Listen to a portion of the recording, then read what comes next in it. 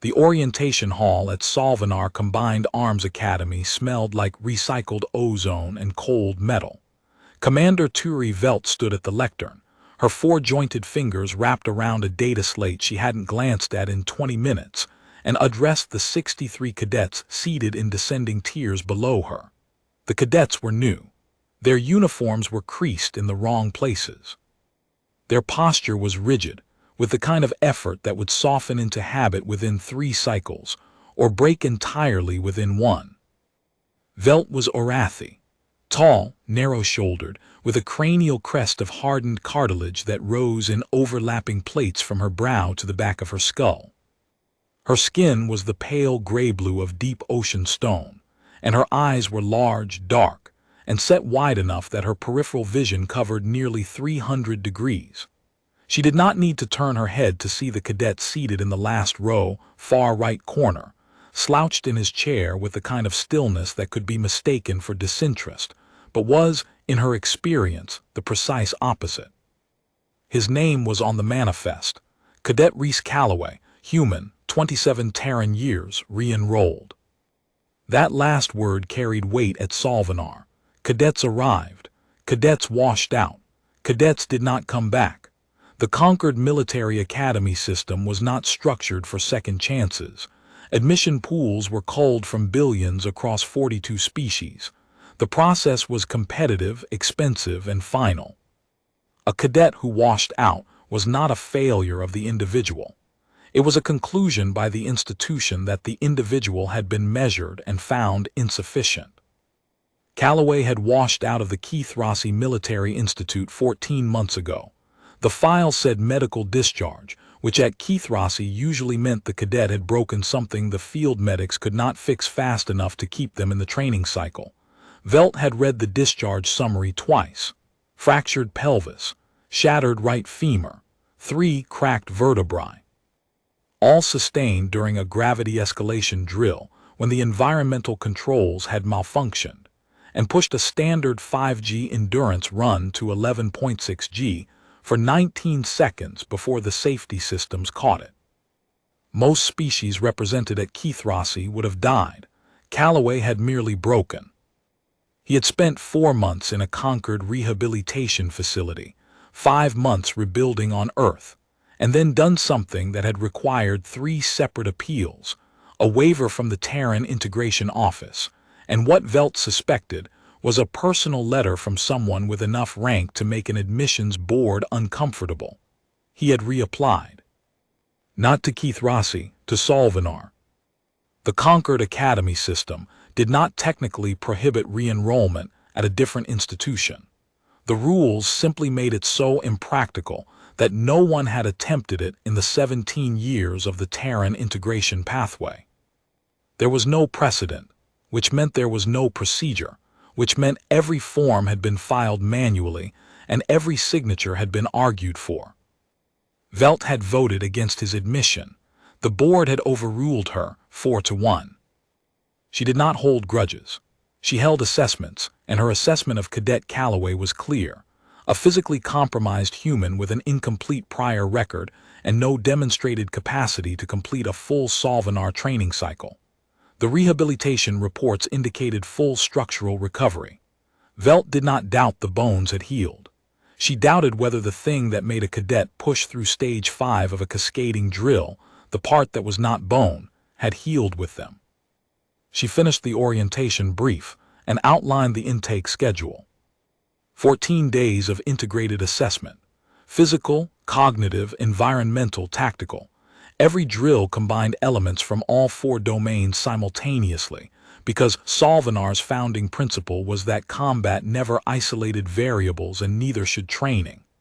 At the end of the 14-day cycle, cadets would be sorted into permanent training tiers: command, tactical, technical, or support.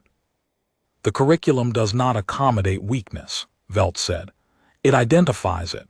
What you do with that identification is the only choice this institution gives you. She dismissed the intake and watched the cadets file out. Most moved in groups. Species clustering was natural in the first days. Vrelid with Vrelid, Kalori with Kalori. the three Gorathi walking shoulder to shoulder like a slow wall of plated muscle.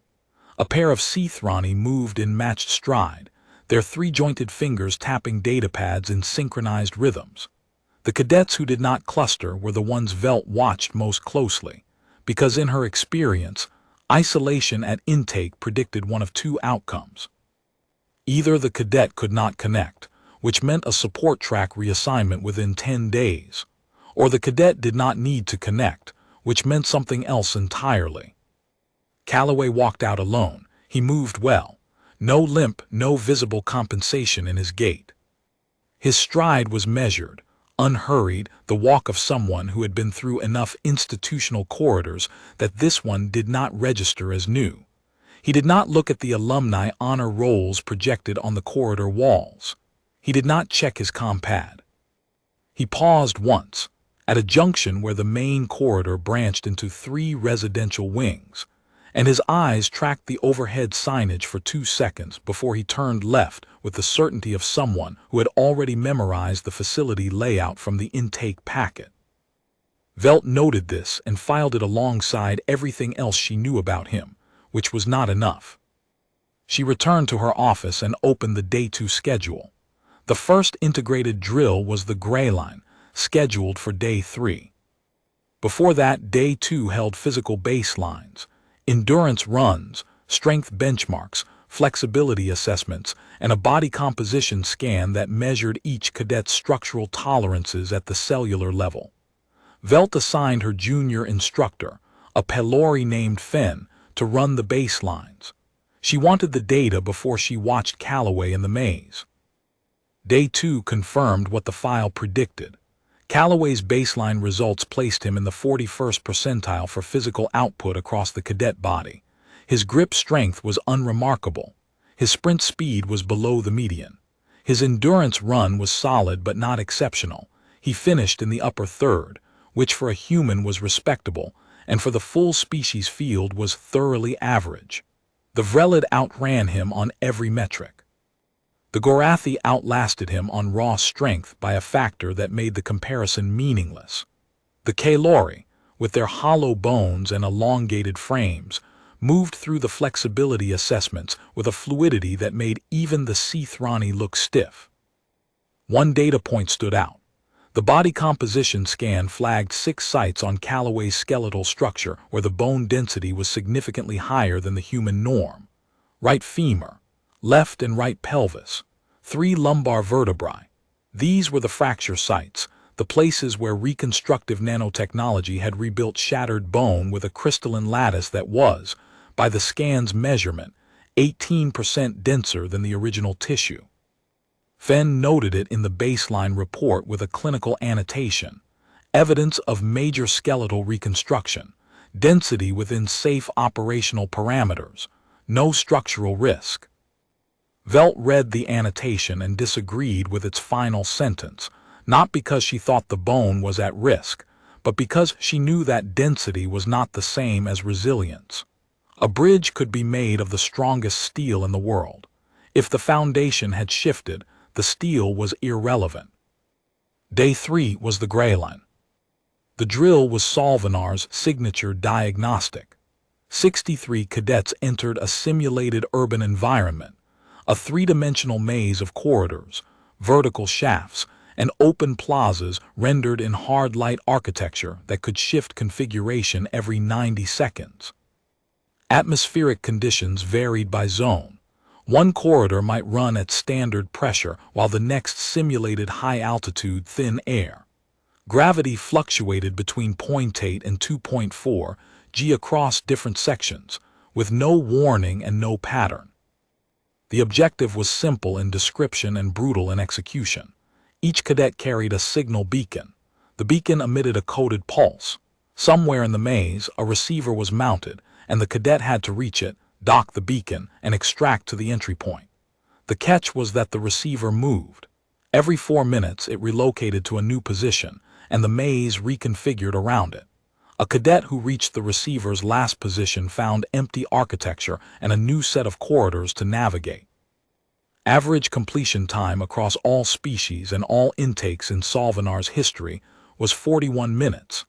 The fastest on record was 19 minutes, set by a Drathiki who had used her compound eye processing to map the maze's reconfiguration algorithm in real time. The slowest non-extracted completion was 68 minutes, by a Gorathi who had simply walked through every wall he could break and endured the ones he couldn't. Velt stood in the observation tower above the gray line and watched the cadets enter. She could see all of them through the transparent ceiling panels, their heat signatures color-coded on her tactical display. 63 colored markers moving through the maze's lattice like blood cells through capillaries. The Vrelid cadets moved fast, their compact frames and exoskeletal muscle ideal for rapid corridor traversal. The Kilori used their height and spatial awareness to navigate vertical shafts efficiently, their hollow bones an advantage in low-gravity zones and a liability in high-gravity ones. The Gorathi pushed through everything by force, their thermoregulation suffering in the heated zones, but their raw mass making the high-gravity corridors trivial. Calloway entered last. He paused at the threshold for 3 seconds and Velt's immediate read was hesitation. Then she saw his eyes moving, not scanning the maze but tracking the environmental indicators mounted on the entry frame. Pressure readout, gravity baseline, atmospheric composition. 3 readouts, 3 seconds. He absorbed them all, and she saw his weight shift slightly onto his left foot, a micro-adjustment that changed his center of gravity by perhaps 2 centimeters. He moved into the maze at a pace that was, by any competitive standard, slow. The first 10 minutes confirmed what Velt expected. Calloway was in the bottom third. He navigated corridors at a walking pace while Vrelid cadets sprinted past him. He climbed vertical shafts using handholds rather than jumping, which cost him time in every transition. A Vrelid named Torin passed him at the entrance to a vertical shaft and scaled it in 4 seconds flat, mandibles clenched, exoskeletal legs pistoning against the wall grips with a rhythm that suggested the Vrelid treated the maze the way a predator treated an open hunting ground. Sprint, close, kill. By contrast, Calloway climbed the same shaft in 18 seconds, testing each handhold before committing his weight, moving with the deliberation of someone who had learned the hard way what happened when you trusted a surface that wasn't there. When the maze reconfigured for the first time, several cadets were caught in shifting architecture, walls closing on corridors they were mid-transit through. 2 Kalori were pinned and had to trigger safety extraction. A Gorathi stumbled in a sudden gravity spike and cracked a secondary knee plate on the floor. A Vrelid was redirected into a dead-end chamber and spent 4 minutes finding her way back to the main lattice. Torin, who had been sprinting toward the receiver's last position, arrived at an empty junction where the receiver had been 2 minutes earlier and stood there, mandibles flared, scanning for a target that no longer existed. Calloway was not caught. He had stopped moving 12 seconds before the reconfiguration, positioned himself in an intersection node, a structural anchor point that the hard light system used as a pivot, and waited. The walls shifted around him. When the new corridors resolved, he was standing in an open pathway that led directly toward the receiver's updated position. Velt's cranial crest shifted, a micro-movement, involuntary. She leaned toward her tactical display and replayed the last 30 seconds of his movement data. He had not stopped randomly. He had stopped at a node. The nodes were not marked. They were not in the cadet briefing materials. They were architectural features of the hard light system that an engineer or a returning cadet might know about, but that a first-time runner would have no reason to identify unless they were reading the environmental indicators at the entry frame and understood what the micro-fluctuations in the gravity baseline meant. The gravity baseline fluctuated by 0.03 g in the 4 seconds before a reconfiguration. It was a byproduct of the hard light projectors cycling to their new configuration. It was not a signal. It was a system artifact, and Calloway had read it. Velt pulled up his Keithrossi file again. Gravity escalation drill, 11.6 g 19 seconds. The malfunction that had broken him had also given him 19 seconds of direct exposure to gravitational forces that no human was supposed to experience and survive. The rehabilitation notes mentioned proprioceptive recalibration, the standard process for retraining the body's spatial awareness after catastrophic skeletal trauma. What the notes did not mention, because no one had thought to test for it, was whether that recalibration had left him with a sensitivity to gravitational microshifts that no uninjured human would possess. He had been broken by gravity, and the breaking had taught him to feel it. The drill continued. The second reconfiguration came at minute 12. This time, Velt watched Calloway's movement data in real time. At the 8-second mark before the shift, his pace slowed. At the 4-second mark, he altered course by 11 degrees, moving toward the nearest node. At the 1-second mark, he stopped. The walls moved. He did not. The third reconfiguration at minute 16 caught 6 more cadets off guard. One Pelari was redirected into a gravity pocket where the load spiked to 2.4 G, and her translucent skin flushed a distressed white before the safety system pulled her. A Thrani cadet was pinned between 2 converging walls for 3 seconds before the architecture resolved.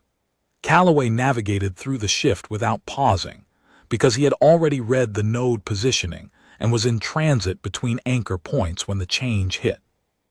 The new corridors opened around him like water parting for a rock. By minute 15, 14 cadets had been extracted by safety systems. Calloway hadn't been caught once. His pace was still slow. He was still in the bottom half on raw speed. But his path efficiency, the ratio of distance traveled to distance wasted, was the highest in the field. At minute 18, the first cadet docked their beacon. Torin. Fast and aggressive, the Vrelid had sprinted through the maze on raw velocity and burned through 2 wrong positions before finding the receiver on the 3rd attempt. Torin's total distance traveled was nearly 4 times the optimal path. The Vrelid was panting hard when the extraction corridor opened. Mandibles flared, exoskeleton slick with condensation from the heated zones. His biometric feed showed a heart rate in the red zone, and the lactic acid buildup in his exoskeletal musculature was flagged as approaching the threshold where Vrelid limbs locked involuntarily. He had finished first by running 4 mazes worth of distance. He had found the answer by brute forcing every wrong answer first. Calloway docked at minute 23, 5th overall. His total distance traveled was 1.1 times the optimal path. The closest anyone else came to that efficiency was a Drathiki at 1.4. His heart rate at docking was 81 beats per minute. He was breathing through his nose. Velt stared at the numbers for a long time. He had run the maze the way a river runs terrain, not by fighting the landscape, but by following the path of least resistance, adjusting in real time to shifts that other cadets didn't perceive until the walls were already moving. He had turned a catastrophic injury into a navigational instrument. He had converted the worst thing that had ever happened to his body into a sensory capability that no baseline human possessed and no assessment protocol tested for. She did not congratulate him. She did not comment on the result. She filed the data and moved to the next phase of the training cycle because the gray line was a diagnostic, not a verdict, and one good drill did not answer the question she was actually asking. Could he sustain it? The answer took shape over the next 11 days. Day 5 was the combat integration exercise. Paired sparring under variable environmental conditions, gravity shifting mid-bout, lighting dropping to 0 for random intervals, floor surfaces transitioning from solid to friction-reduced gel without warning. The exercise tested adaptation, not technique. Raw skill was neutralized by the chaos. What survived was the ability to adjust. Calloway's first bout was against a Vrelid named Castle.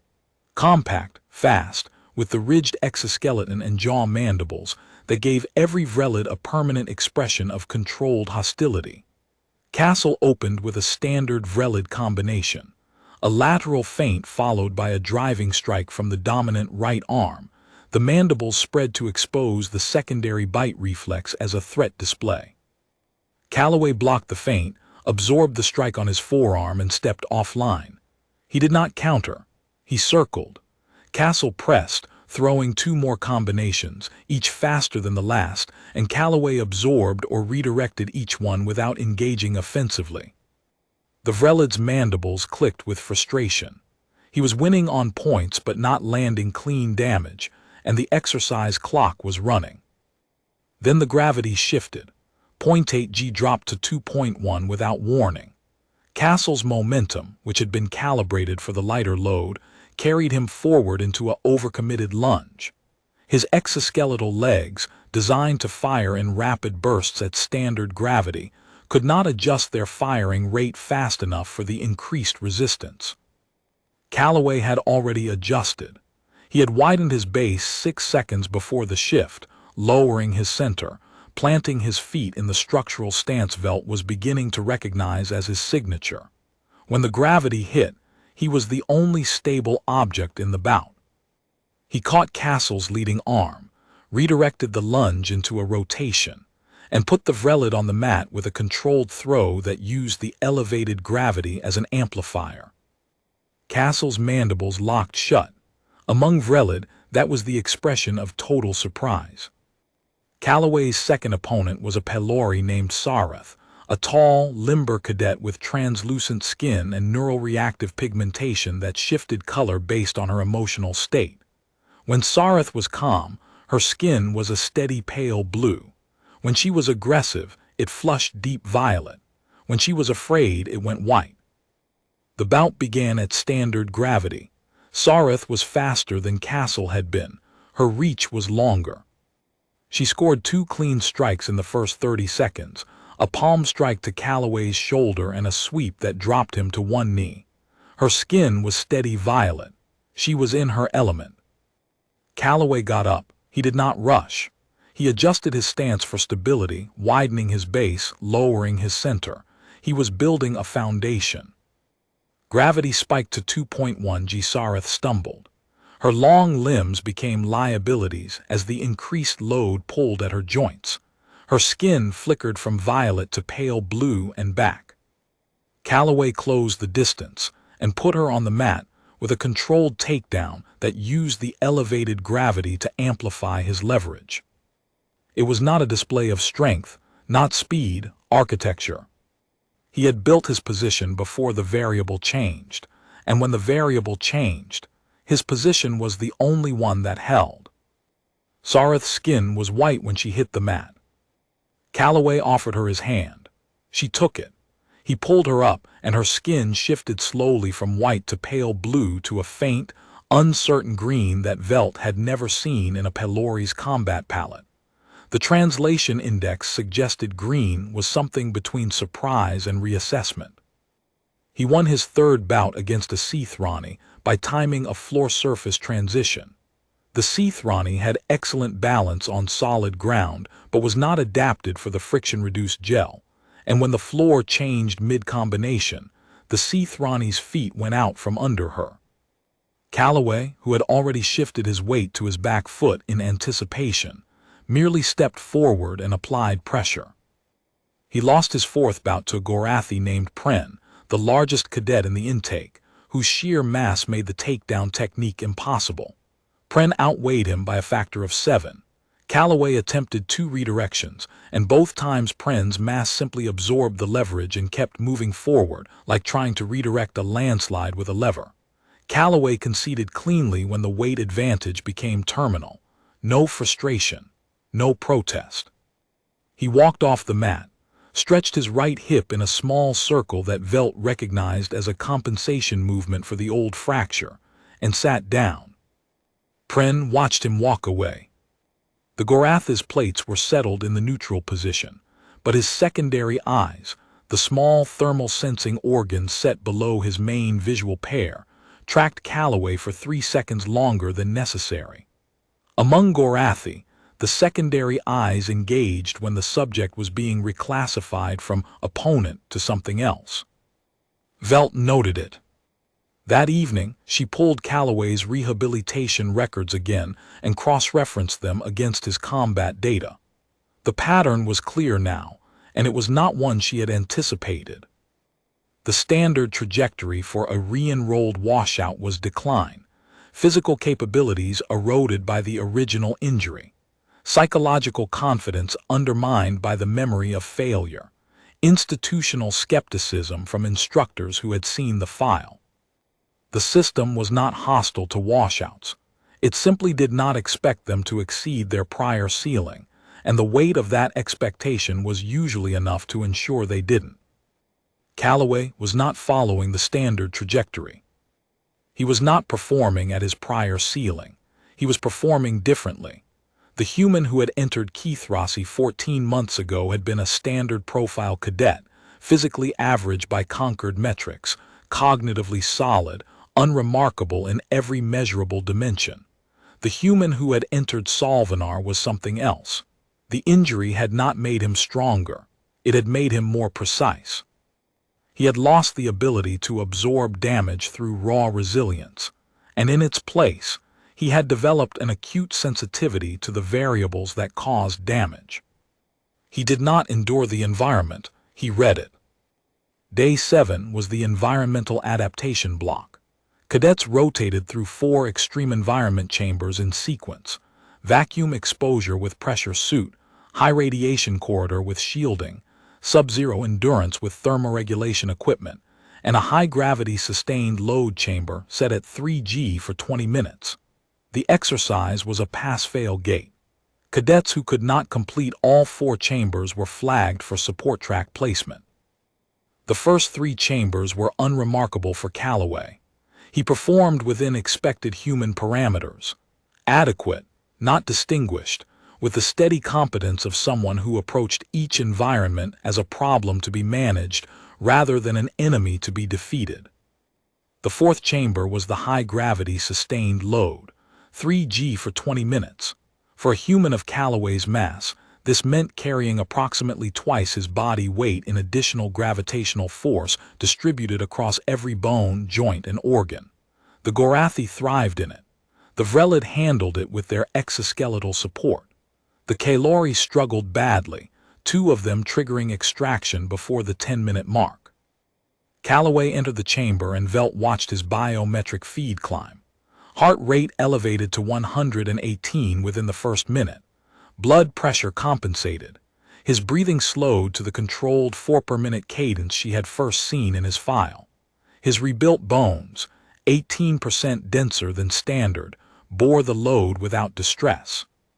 The nanotechnology lattice distributed force along crystal planes that human bone was not designed to produce. At minute 8, something changed. His biometric feed showed a cortisol spike, brief and sharp, that had nothing to do with physical stress. It was psychological. Velt recognized it, the body remembering what 3G felt like the last time when the controls had malfunctioned and the load had kept climbing past 3, past 5, past 7, all the way to 11.6. The bones remembered. The adrenal system remembered. The part of the brain that cataloged catastrophe remembered. His breathing hitched for 1 cycle. 1 breath came in ragged instead of measured. His hands, hanging at his sides, closed into fists for 2 seconds. Then he opened them. His breathing reset. The cortisol spike flattened. He stood in 3G for the remaining 12 minutes with the same steady composure he wore everywhere else, and when the chamber decompressed and the gravity returned to standard, he walked out without looking back. Velt watched him leave the chamber and understood something she had not understood before. The injury had not just given him a physical capability. It had also given him a psychological one, the knowledge, earned through experience rather than training, that the worst had already happened and he had survived it.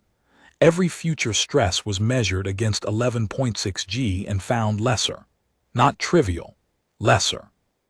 And that distinction, the difference between a cadet who feared the unknown and a cadet who had already met it, was worth more than any baseline metric the Concord assessment system could measure. Day 9 was the academic assessment block. Tactical theory, species conflict resolution protocols, fleet logistics, and applied xenobiology. The exams were administered in a sealed testing hall, each cadet isolated in an acoustic dampening pod with a holographic interface. No physical component, no environmental variables, pure cognition. Calloway scored in the 62nd percentile. Solid, not exceptional. The Drathiki dominated the cognitive block, their compound neural architecture processing multivariable problems faster than any other species. The Kailori were close behind. The humans, historically, placed in the middle of the pack on academic metrics, and Calloway was no exception. Velt noted the score without surprise. His advantage was not cognitive. It was perceptual. He felt things other cadets did not feel, read variables other cadets did not know existed, and built his responses around information the system did not know it was providing.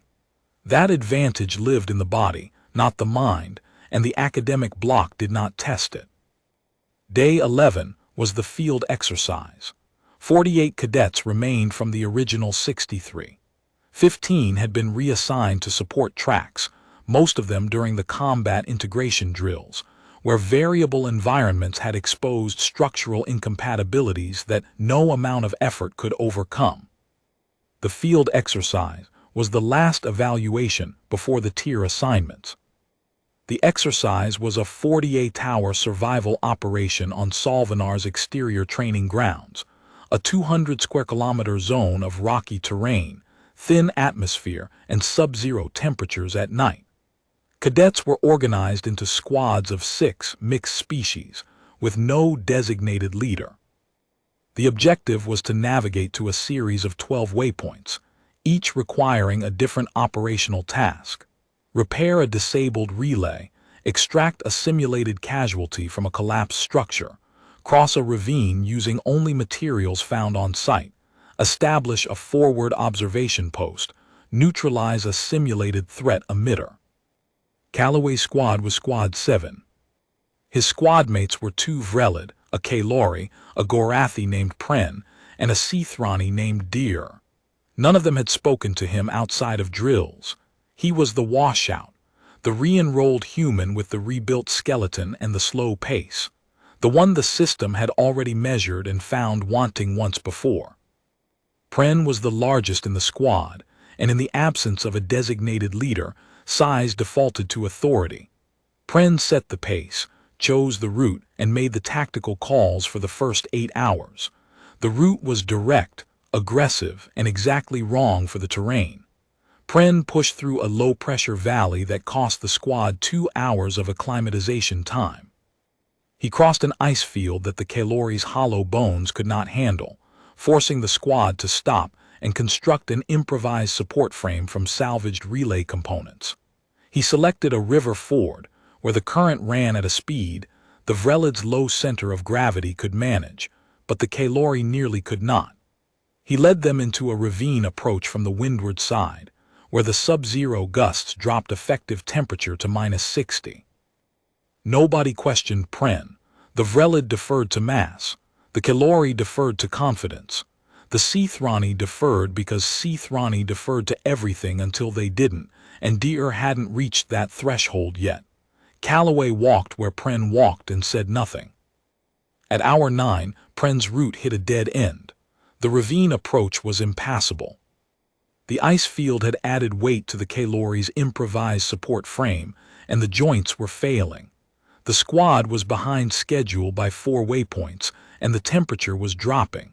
2 other squads were visible on the far ridge, already past the ravine crossing. Squad 7 was falling behind. Pren stood at the edge of the ravine and stared at it. His Gorathi plates radiated heat in the cold, a biological response designed to keep his core temperature stable, but the radiation meant he was burning energy at an unsustainable rate. He would be hypothermic within 6 hours if they didn't find shelter or change course. "The route goes through," Pren said. His voice was flat. Gorathi did not express uncertainty vocally. They expressed it by standing still, which Pren was doing now. his massive frame locked at the ravine's edge like a monument that had forgotten how to move. "It doesn't," Calloway said.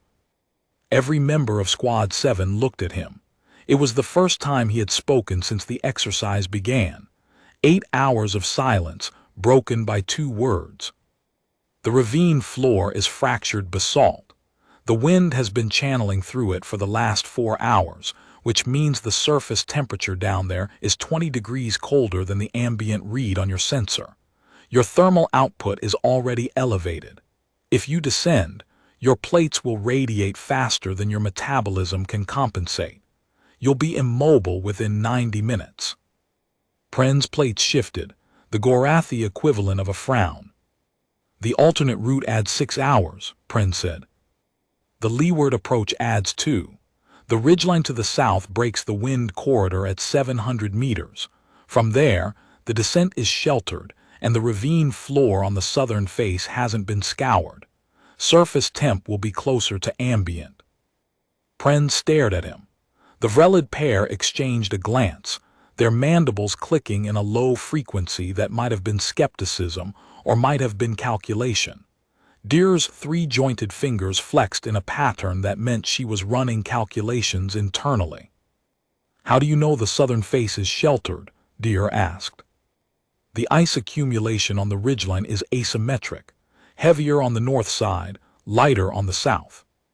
Wind deposits ice on the windward face and scours it from the lee. The south face is sheltered." The squad was quiet for 4 seconds. Calloway waited. He did not push. He did not argue. He stated it and stood there the same way he stood on the sparring mat after a gravity shift, the same way he stood in the gray line after a reconfiguration. Planted, patient, available but not insistent. "Show me," Pren said. Calloway led them to the ridgeline. The southern approach was sheltered. The descent was manageable. The ravine floor on the south face was intact, the basalt unscoured, the surface temperature within operational range. They crossed in 40 minutes and reached the next waypoint an hour ahead of revised schedule.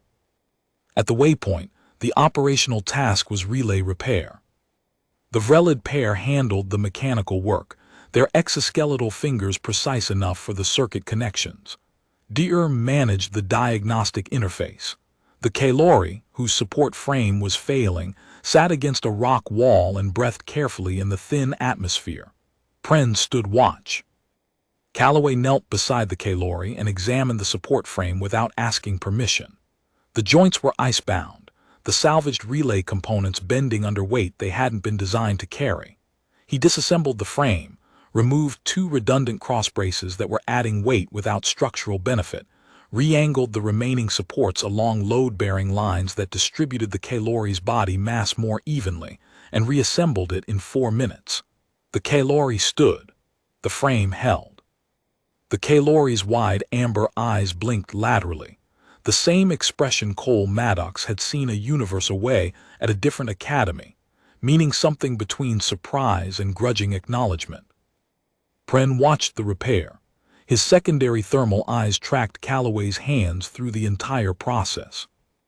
After the waypoint, Pren did not resume point position. He fell into step beside Calloway and listened when Calloway pointed out a thermal vent that could serve as a natural heating station for the overnight camp. The Vrelid fell in behind them. Deer moved to Calloway's left and began relaying her own environmental observations, comparing her Seathrani atmospheric pressure sense against his gravitational reads, building a shared picture of the terrain that was more complete than either of them could have assembled alone. The second day of the field exercise belonged to Squad 7. Calloway navigated them through a sandstorm that the other squads weathered in emergency shelters by reading the pressure gradient and finding a slot between 2 rock formations where the wind shear canceled itself. He identified a water source that the satellite survey data had classified as seasonal dry, but that his reading of the ground moisture indicated was still active 3 meters below the surface. Deer dug. Water came up clean. Squad 7 completed all 12 waypoints in 39 hours.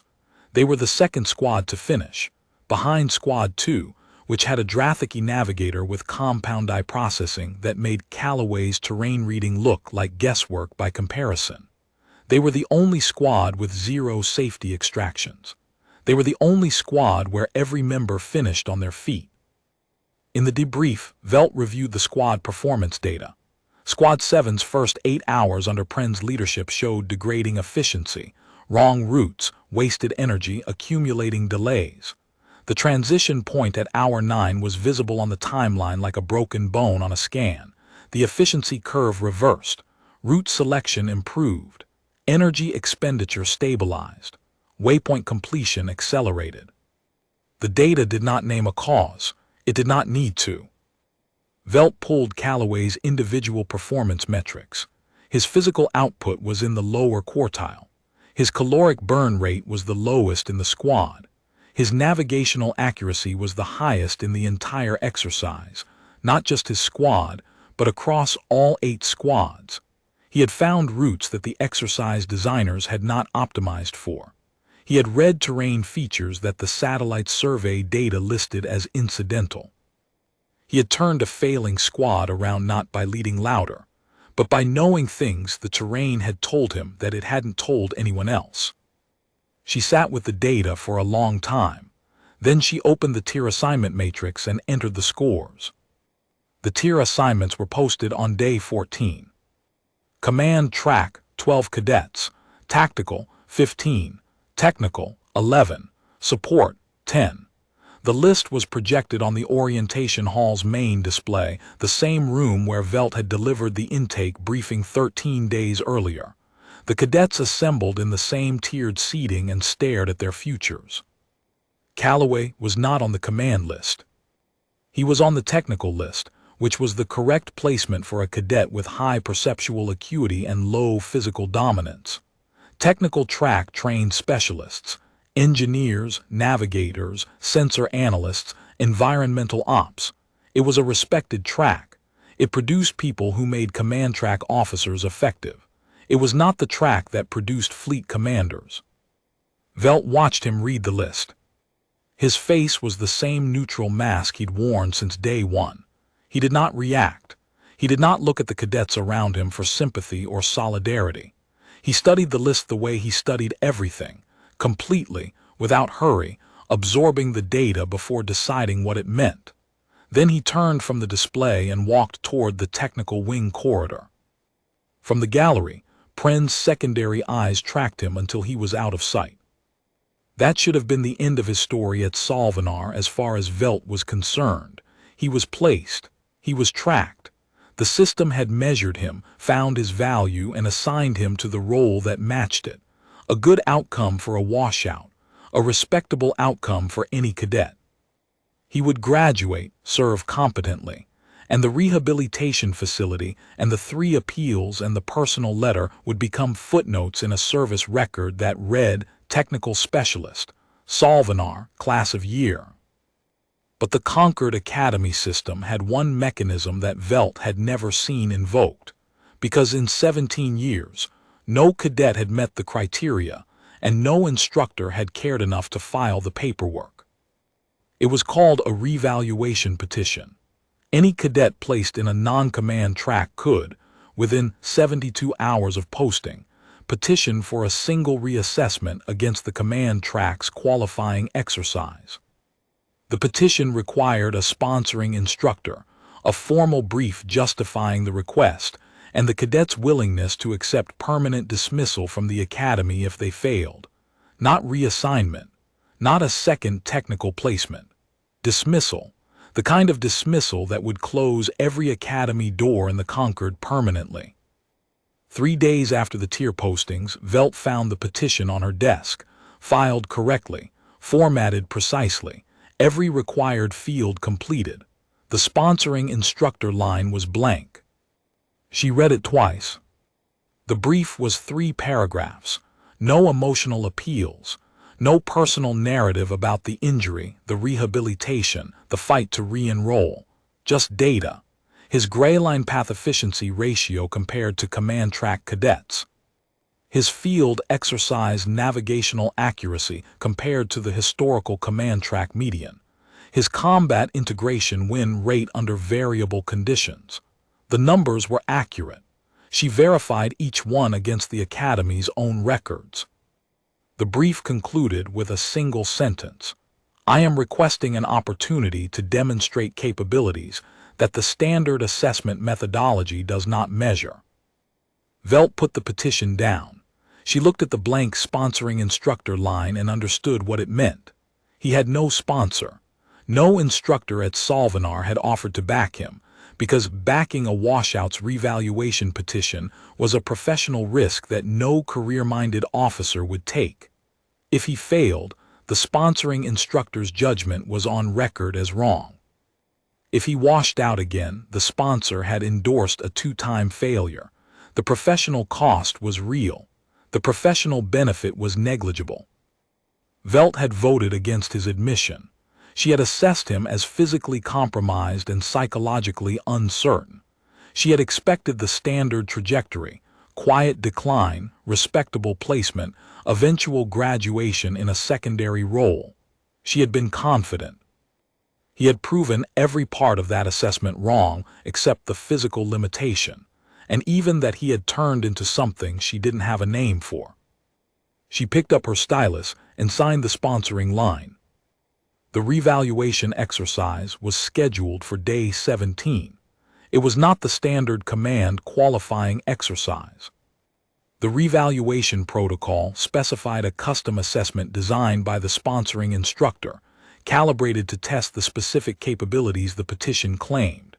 It was harder than the standard qualifier, by design.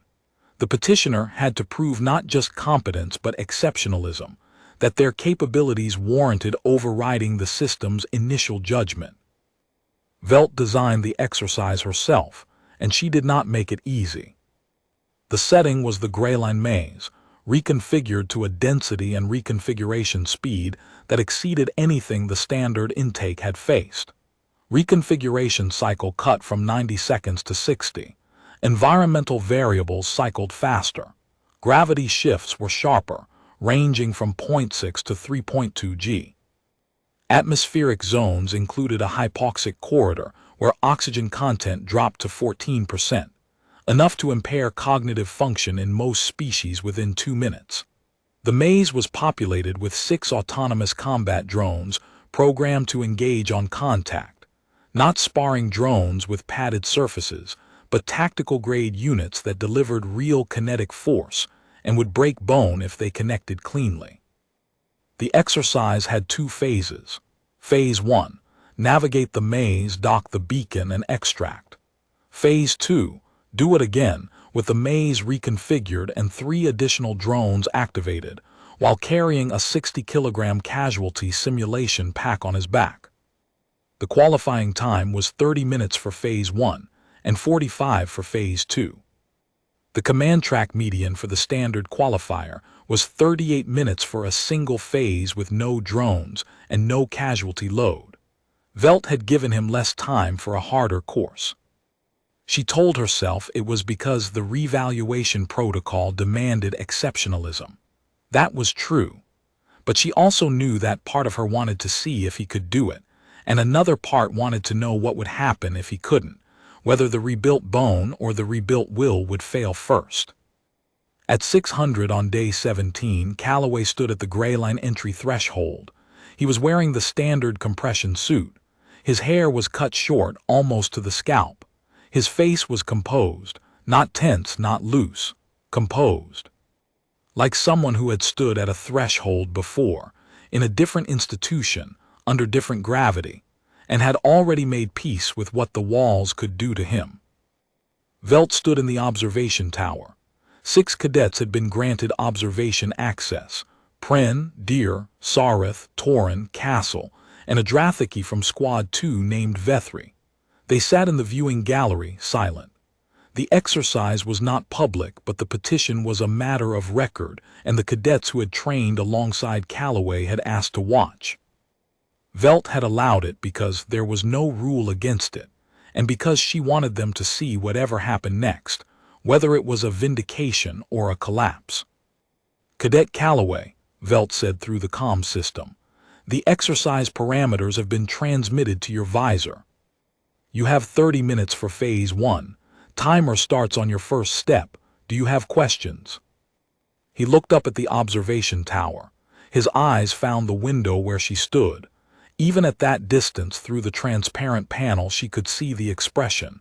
It was not confidence. It was not defiance. It was recognition. He knew what she had done. He knew the exercise was harder than standard. He knew she had designed it to answer a question, and he was ready to give her the answer. No, Commander. He stepped across the threshold.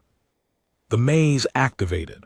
Walls of hard light architecture materialized around him in configurations Velt had designed to test exactly the capability his petition had claimed. The reconfiguration cycle was 60 seconds. Gravity shifted between 0.6 and 3.2 g. The atmospheric zones included the hypoxic corridor. 6 combat drones waited in the lattice. Calloway moved.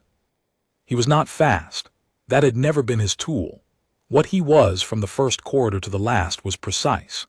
He stopped at junction points and read the environment the way a pilot reads instruments. Gravity baseline, pressure differential, the micro vibrations in the hard light panels that preceded a reconfiguration. He mapped the maze not from above, the way the Drathiki had, but from inside, using the system's own unintentional signals as his guide. The first drone found him at minute 3. It came around a corner at speed, a matte black sphere with retractable impact arms, and it swung for his ribs with enough force to crack them. Calloway dropped under the swing, not a dodge, a controlled descent, lowering his center of gravity in the structural stance. The drone's arm passed over him. He came up inside its guard, grabbed the sensor housing on its underside, and used its own momentum to redirect it into the corridor wall. The drone's impact arms retracted as its stabilization system fought to recover. Calloway was already past it. In the observation gallery, Pren leaned forward. His plates were elevated, the Gorathi posture of focused attention. Minute 6. Calloway entered the hypoxic corridor.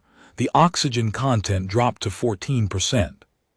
His breathing shifted to the 4-per-minute cadence, each breath deep, measured, and held for precisely the duration that maximized oxygen extraction without triggering the body's panic response. His blood oxygen saturation dropped to 89% and held there. Any lower and his cognition would degrade. He held it at 89 like a pilot holding altitude in turbulence, not by fighting the descent but by managing the rate. His eyes remained clear.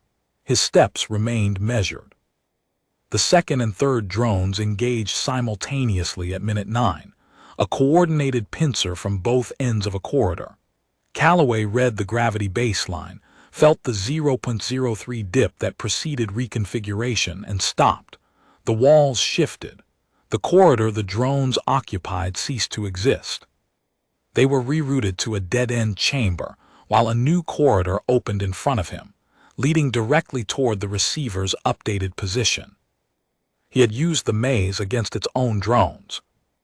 Velt's cranial crest was fully elevated. She did not notice. Minute 11. The fourth drone caught him in a transitional junction, a space between two gravity zones where the load was unstable. The drone swung low, targeting his right knee, the rebuilt leg. Calloway pivoted on his left foot, letting the rebuilt right leg absorb the change in momentum rather than the impact, and the drone's arm struck the wall where his knee had been a half-second earlier. He cleared the junction and entered a standard gravity corridor at a run, the first time in the entire assessment he had broken into anything faster than a deliberate walk. Minute 14. He reached the receiver, docked the beacon. The hard light architecture dissolved around the docking point and reformed into the extraction corridor. He walked out of Phase 1 at 14 minutes and 11 seconds, less than half the qualifying time, the fastest Greyline completion in the Academy's current training cycle. He did not celebrate. He did not look at the observation gallery. He walked to the staging area, picked up the 60-kilogram casualty pack, shouldered it, adjusted the straps, and waited for Phase 2. In the gallery, Sareth's skin had shifted to a steady, pale green. Deer's three-jointed fingers had stopped moving entirely, which meant she had stopped calculating and was simply watching. Torin's mandibles were half open, the vrelid expression of reluctant respect. Phase 2 activated. 9 drones, faster reconfiguration, heavier gravity spikes, and 60 kilograms on his back that turned every movement into a negotiation between speed and structural integrity. The pack changed everything. His stance widened further. His pace dropped. The precision remained, but the margin of error shrank. Every gravity spike hit him harder.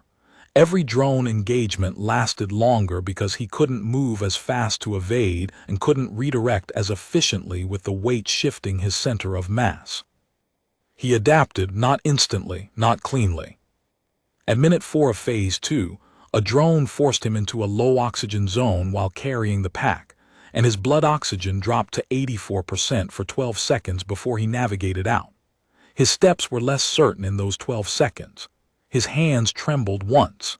Then the oxygen level rose and the tremor stopped, and his gait steadied back to the measured stride that was his baseline. At minute 8, a drone caught him on the left shoulder and he staggered, the casualty pack pulling him off balance. Velt saw his right leg compensate in a way that favored the old fracture site. The rebuilt bone held. His face did not change, but his gait shifted for the next 30 seconds, a microlimp that told her the impact had woken something in the healed tissue, not pain exactly, but memory.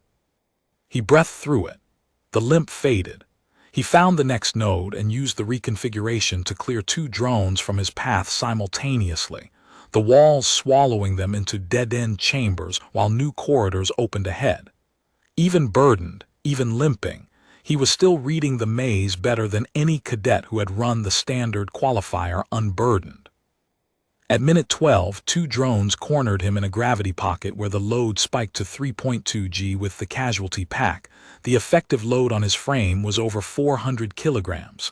His rebuilt femur was bearing weight it had been broken by once before. Velt watched his biometric feed. Heart rate, 141. Blood pressure, elevated but controlled. Cortisol, spiking. For the first time in the entire assessment, his stress markers were in the red. The biometric system flagged an automatic safety check. Velt overrode it. He did not stop. He widened his stance until his knees were nearly at right angles, distributing the load across every joint in his lower body, and he breathed. 4 breaths, slow, measured. The same cadence he used in hypoxic conditions, repurposed now for gravity. Each breath was a reset. Each exhale was a refusal to collapse.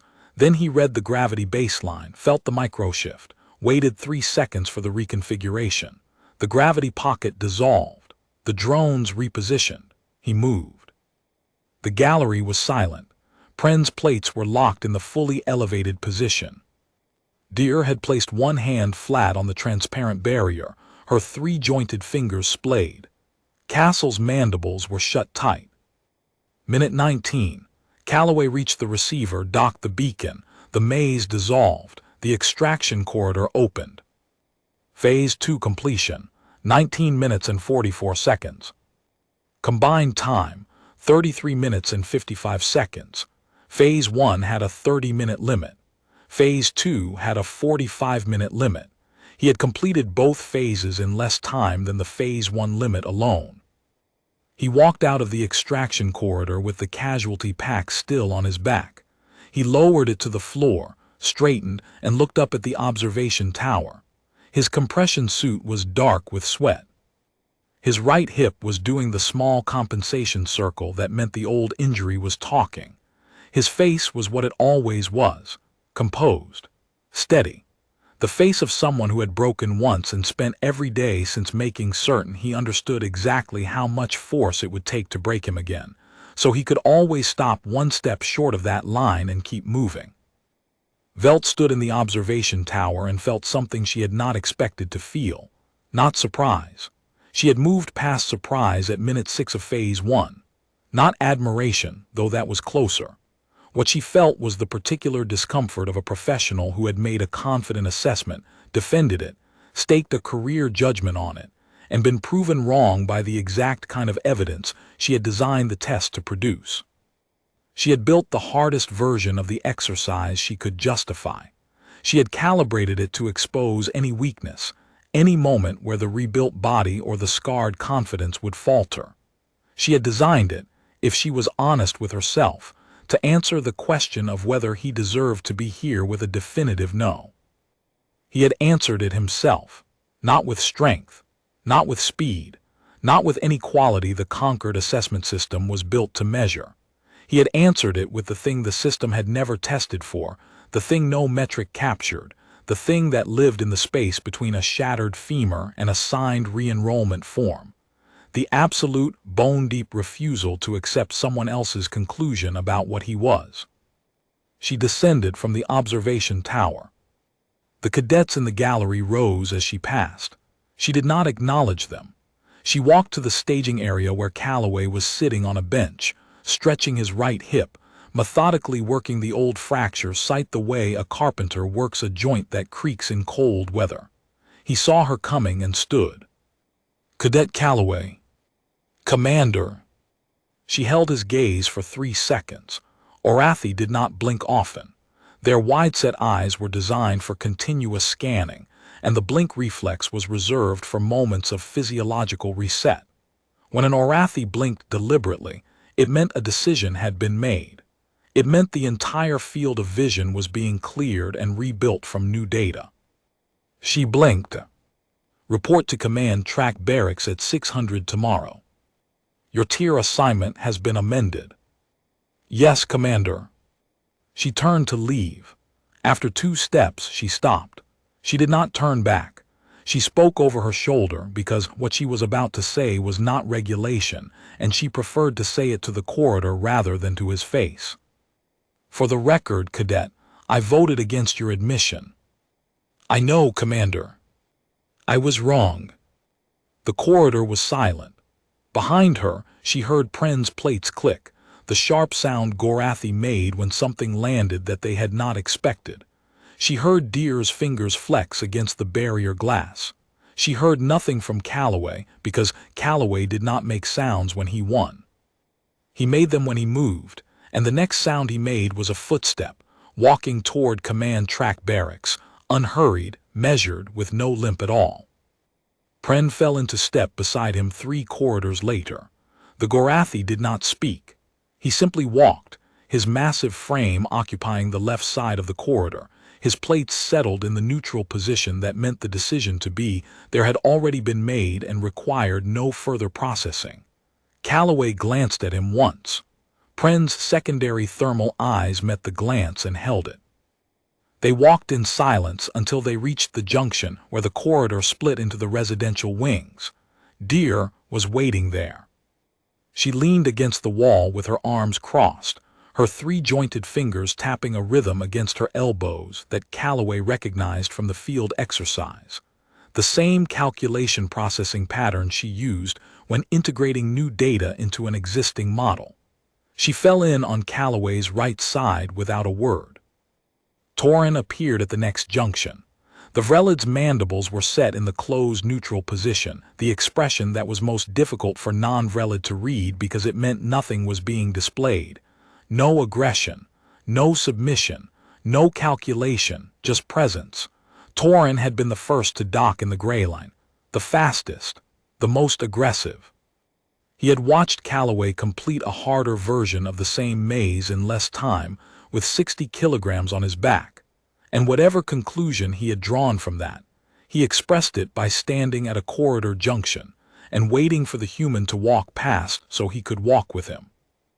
By the time Calloway reached command track barracks, 4 of the 6 cadets who had watched his revaluation were walking with him. Not following, not escorting, walking with him the way a squad walks together after an operation that went the way it was supposed to go, when the debrief is done and the data is filed, and the only thing left is the shared understanding of what they had witnessed. Castle joined at the barracks entrance. The Vrelid's mandibles clicked once, the sound Calloway had first heard on the sparring mat when Castle's surprise had been total. This time the click carried a different frequency. It was not surprise, it was salute. Calloway stopped at the door to the command track wing. He looked at each of them. 5 aliens from 5 species, not one of them built the way he was built, not one of them capable of feeling the things he felt, and every one of them standing there because they had seen him carry 400 kilograms in a gravity pocket and refused to stop. He did not smile. He did not deliver a speech. He gave them the only thing he had ever given anyone at Solvenar, a nod, steady and measured, that said he saw them the way they saw him. Then he walked through the door and into the barracks where his duffel was waiting to be unpacked for the second time in his life. Velt returned to her office. She opened the re-enrollment file on her terminal, the one she had voted against, the one the board had overruled her on. She scrolled to her original assessment, the one that read, physically compromised, psychologically uncertain, recommend denial. She deleted it. In its place, she wrote a single line, and it was the first time in 19 years at Solvenar Combined Arms Academy that Commander Turi Velt had amended an assessment after the fact. The line read, "I was wrong, let the record show it." She saved the file, closed the terminal, and sat in the quiet of her office while the intake cycle continued around her. 63 cadets becoming 48, becoming the officers and specialists and navigators who would carry the Concord's next generation into whatever waited beyond the training ground. One of them was a human who had broken and come back.